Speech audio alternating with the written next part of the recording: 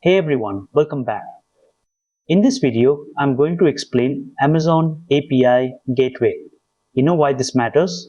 Because when you expose multiple microservices directly to the public internet, you are essentially opening the door to every possible attack vector. Most teams get this wrong. They try to manage authentication, rate limiting, and request transformation inside their application code. That is a mistake that leads to massive technical debt. Let us dive into how you can offload that heavy lifting to a managed AWS service, simplify your architecture, and build robust APIs that scale to millions of requests without manual intervention. These are the topics we are going to cover in this video. Specifically, we will start by discussing the operational pain of manual API management. Then, we will define API Gateway and look at how it functions internally. We will move through a complete deployment demo, address common production errors, and finally discuss when to choose this service over other AWS options. Watch the full video without skipping any content to understand it better. Before we get into the topic, a small request to you. I have already uploaded many technical videos on different technologies and tools. We share more knowledgeable content every day, so if you're interested in learning and want to improve your skills, make sure you have subscribed to our channel and joined our WhatsApp community. The join link is available in the description or scan the QR code shown on the screen. Let us get started. So, what happens when you skip an API gateway? Imagine you have 10 different microservices. If you do not have a centralized entry point, you have to implement authentication logic in 10 different places.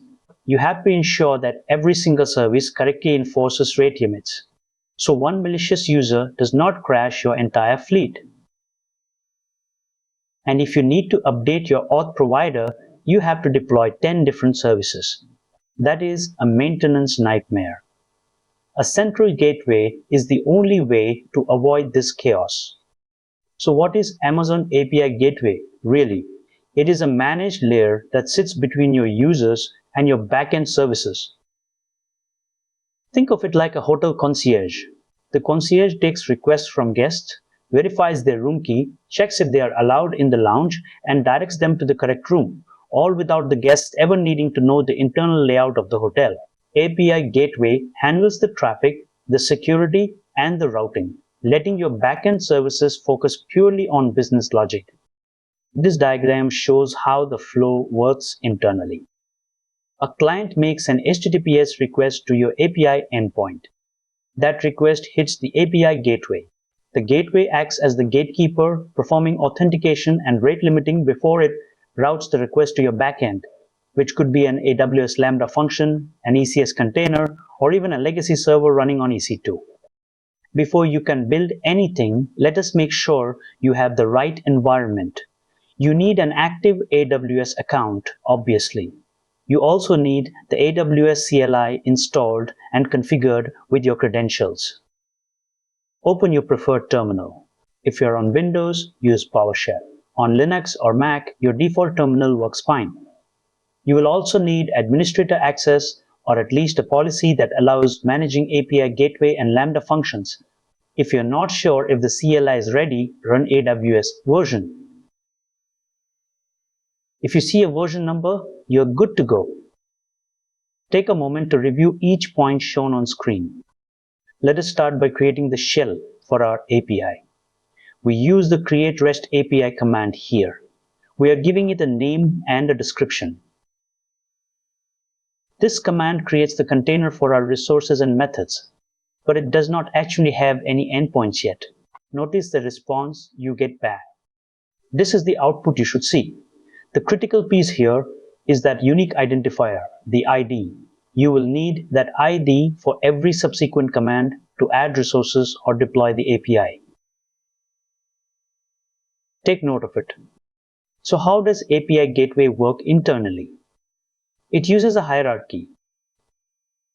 You define a resource, which is basically a URL path like or payments, and then you attach a method to it like a post or a GET request. But that is just the structure.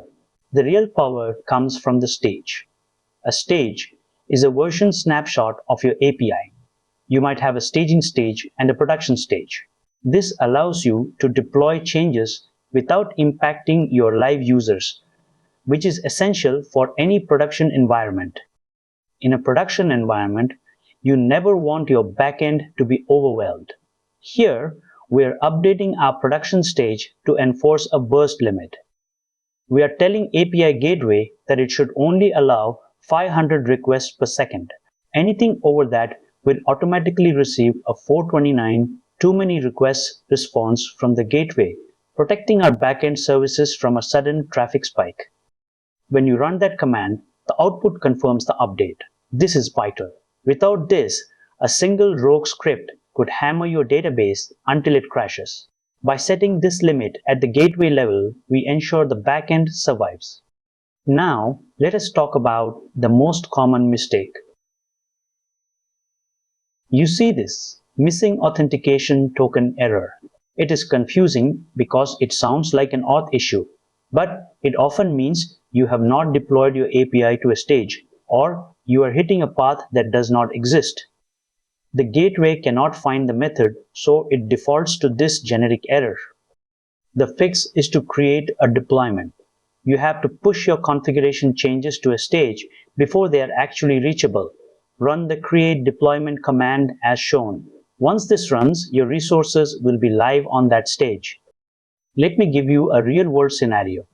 A global logistics provider serving 500,000 package tracking requests per hour was struggling with database contention during peak hours. Their tracking database was getting hammered. By putting API Gateway in front, they implemented response caching and strict rate limiting. The result?